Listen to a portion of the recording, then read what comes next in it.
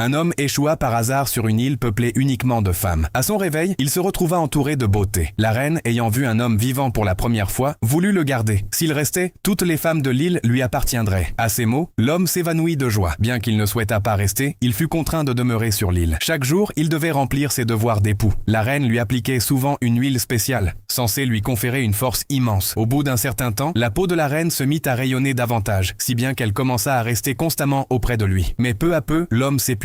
Il rêvait de s'enfuir, car sa véritable demeure et sa femme l'attendèrent de l'autre côté de la mer. Un jour, il aperçut enfin un navire. Bien qu'il s'agît d'un bateau pirate, il l'aborda aussitôt et prit la fuite. Mais une violente tempête s'abattit sur le navire, qui s'échoua sur une île mystérieuse. Tous débarquèrent pour chercher de la nourriture et des provisions. Après avoir marché un peu, ils aperçurent une énorme empreinte de pas sur le sol. Les autres furent effrayés. Mais l'homme dit « Rien n'est plus terrifiant que les femmes. Même si un lion se dressait devant eux, ils le combattraient. » Tous ignorèrent l'empreinte et commencèrent à profiter des fruits et des animaux de l'île. Ils découvrirent alors une grotte où de nombreuses chèvres sauvages étaient emprisonnées. Tous se mirent joyeusement à les libérer. Mais le regard de l'homme fut attiré par une énorme hache de pierre non loin de là, qu'il ne parvint pas à déplacer malgré tous ses efforts. Pendant ce temps, les pirates s'affairaient à faire cuire de la viande de chèvre. Tous mangèrent à leur faim et commencèrent à se préparer à emporter le reste des provisions. Soudain, une ombre immense apparut derrière eux. Un monstre borgne de 5 mètres de haut était arrivé. Il vit que des voleurs étaient entrés chez lui. Il souleva aussitôt un gros rocher et bloqua l'entrée de la grotte, espérant tous les dévorer. L'homme, ne voulant pas mourir, proposa au monstre de devenir son serviteur. Mais le monstre n'avait besoin de personne. Il attrapa un pirate et le fourra directement dans sa gueule. L'homme craignait que le même sort ne s'abatte sur ses compagnons. Il ramassa aussitôt une outre qui traînait par terre et affirma au monstre que c'était le meilleur vin connu de l'humanité. Le monstre vida l'outre d'un trait, mais sans y prendre plaisir. Alors, l'homme lui dit qu'il pouvait faire un vin encore meilleur avec du raisin. Mais il leur fallait du raisin. Le monstre, malin, les enferma dans la grotte et alla lui-même chercher les raisins. Puis, tous les pirates se mirent à faire du vin ensemble. Enfin, le vin fut prêt et le monstre se mit à le boire avec délectation. Après avoir vidé plusieurs grandes jarres, il s'endormit, ivre mort. Alors, les pirates saisirent leur chance et, d'un coup de lance, transpercèrent le monstre.